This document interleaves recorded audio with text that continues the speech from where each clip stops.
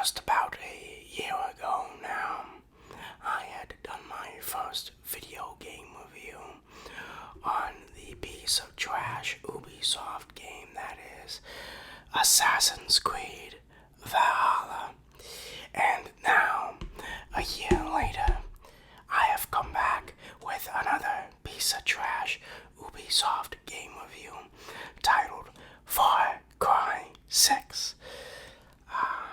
So, based on the intro, you can already tell I did not like playing this game. In fact, this game is the worst game I've played since Valhalla. So really, Ubisoft is 2 for 2 right now. There are very few good things I can say about Far Cry 6. However, the first thing I will say is I don't understand the idiots that play this game.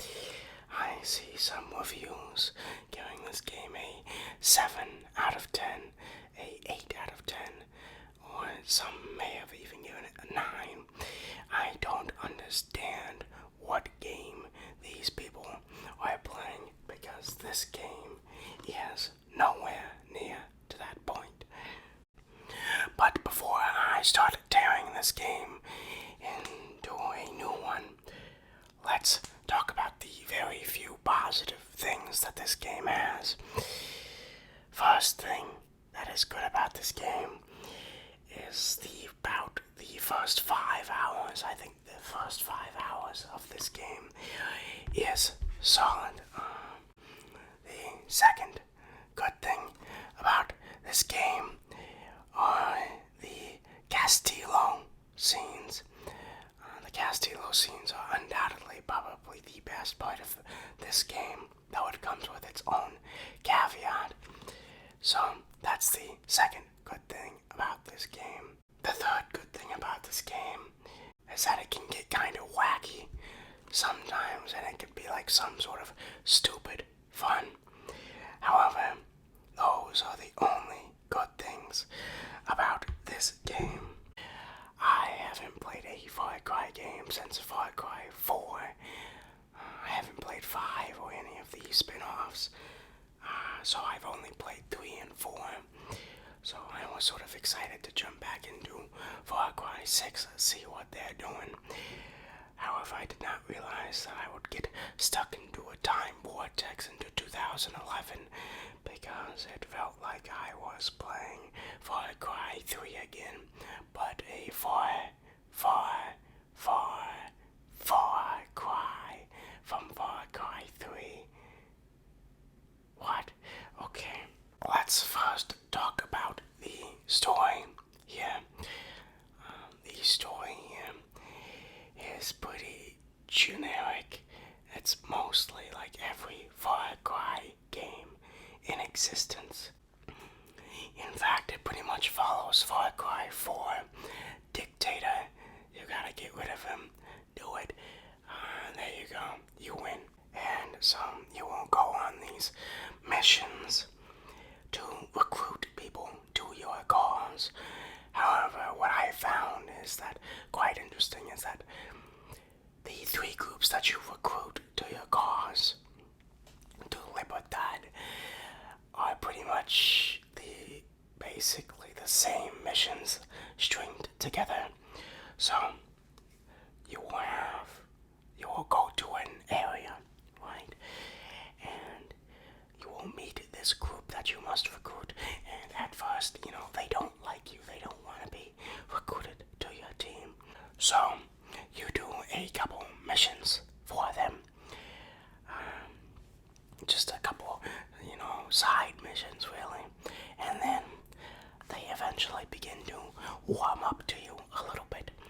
Then tragedy strikes. Usually somebody dies, and now it's your time to take your revenge against the big bad of the area, whether it be like the military leader of Castillo or the propaganda leader of Castillo. You gotta take them out to take your revenge on one of your fallen new friends.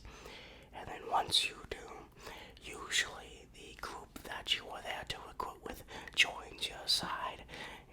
basically repeat that for about 3 more missions over the course of 30 more hours. However, in these 3 separate sections of the game, missions seem to repeat themselves a lot. For example, I noticed that many missions, I don't want to say 50%, but maybe 25% were simple horde missions where you would, hack into a computer and defend it from enemy people until it gets finished hacking, and they do a couple variants of it. Like there's one mission where you have to defend a concert, you have to defend the concert equipment, but it's really just a simple sit down and defend mission. Really nothing special. The story here isn't really that good. It's not that creative. Let's talk about the characters. The characters are next. And once again, nothing special here. The main character, Danny, is incredibly bland and generic. No emotion, just nothing special to them. All side characters in this game are boring, generic, nothing memorable to them. In fact, when characters die in this game, it's treated like a big deal. I'm always like, oh no, I can't believe that person just died. I can't believe it. What was their name again? Because I just don't care about any of these characters. The only characters that I somewhat even remotely cared about were Castillo and Diego themselves, the main antagonists of the game. However, even these characters are a far cry from other villains and other parts of the game. Castillo and Diego scenes are mostly disconnected from the rest of the game, to the point where it actually feels like you're playing 2 separate games, where you're playing, this wild and wacky Far Cry 6, rockets flying out from your arms and wild things, discs, guns, wild guns that set people on fire. And then you get to these Castillo scenes where it's this brooding, serious dictator trying to teach his son what it's like to be a lion and not a lamb. So it feels like it's contrasting. Castillo also just feels flat out disconnected from the entire story to begin with. Castillo does not know about our main character's existence, Danny's existence, until the last hour of the game. So it's just completely disconnected until the last hour of the game. And then once you get there, it's already over and there's no point to continue onward. So it creates this disconnected feeling from the antagonists and the protagonists. Not to mention that Castillo himself is really just a caricature of dictatorships and really does not hold too much weight in the idea of antagonists that Far Cry is sort of known for. Next up, let's talk about the open world that Far Cry 6 has set out, and the open world for this game is absolute garbage trash. Ubisoft has been stuck in the same development loop for about a decade now, and there was no change here. Open world is as simple as there are a couple mini games, races, chicken fights, all of those things, and then base liberations. That's it. That's all of Ubisoft's open world things. There's nothing special to it, nothing of value, and ultimately I did not care. Usually with open world games I would love to complete all the side quests so I could get the satisfaction of all these landmarks being ticked off. But here I did not feel any of that. I did not feel inclined to free these areas, to free hostages, to get these treasures. I just sort of did not care. Which also connects to the larger story of just not caring about the revolution, really. So the open world is awesome. Nothing special. You can go back to Far Cry 3 and get the same experience. This game is awesome, not very technologically impressive. There were no really standout scenes where it's like, wow, look at the graphics or look at the sound design. There was really nothing special there either. In fact, it almost seems like it's a step backwards, like Ubisoft is stuck on the old generation consoles, and they should really keep up. Also, speaking of sound design and visual aspects of the game, I encountered some interesting visual glitches, and there's one very interesting audio glitch where certain audio cues will not play. So, for example, dialogue won't play, or, burning or animal noises won't play, but me reloading my gun will play, or me getting shot will play, and that lasted for about 30 minutes. I had to actually do a full reset of the game to fix that glitch. Of course, Ubisoft with their glitches. Another sort of thing that they like to introduce in this game is the companion feature. You have a few companions. You have like a crocodile, you got like a dog, you got all these companions. I think you have a rooster as well. However, what you'll soon find is that these companions are virtually useless and do nothing. In fact, I did not even try to unlock any companions.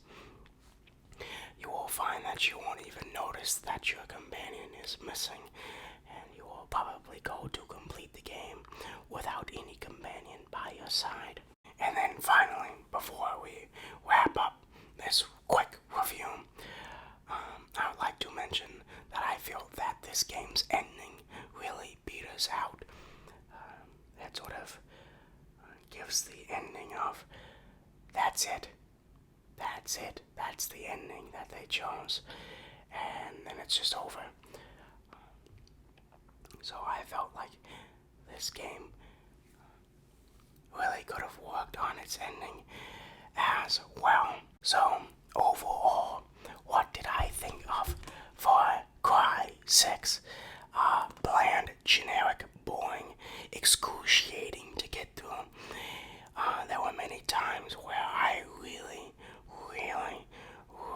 wanted to quit playing this game. It has been the only game that I've played thus far on this channel where I had to force my way through under the pretense that I have to finish this game in order to review this game. That's it. I would not have finished this game if I did not have to review it, or if I did not pay $60 for this trash. So I am very disappointed with Far Cry 6. But I gotta be honest, I'm all not that surprised. I'm going to say this now, I don't think we're going to be playing a Ubisoft game for quite some time now. I think I'm Ubisofted out. I can't believe these people give this game like a 7 out of 10. This game is not a 7, it's not a 6. I don't even think this game is a 5. I think this game is a 4 out of 10. I did not enjoy my time. I was very happy when I finished this game, and I am not going to be returning to it, and I won't be missing it anytime soon.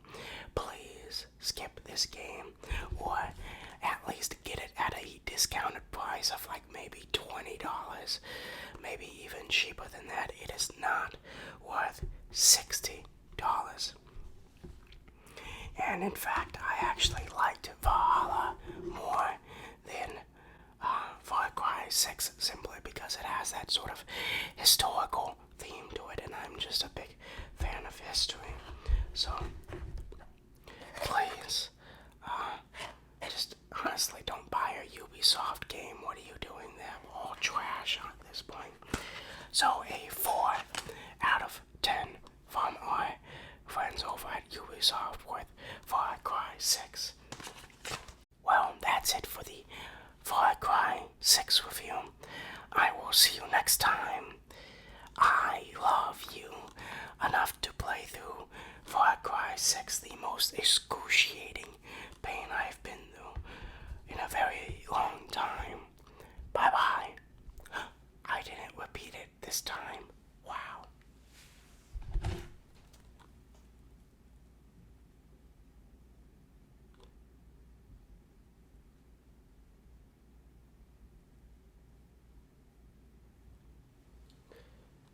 Finally, this is over. Jesus Christ, I never want to see these games again.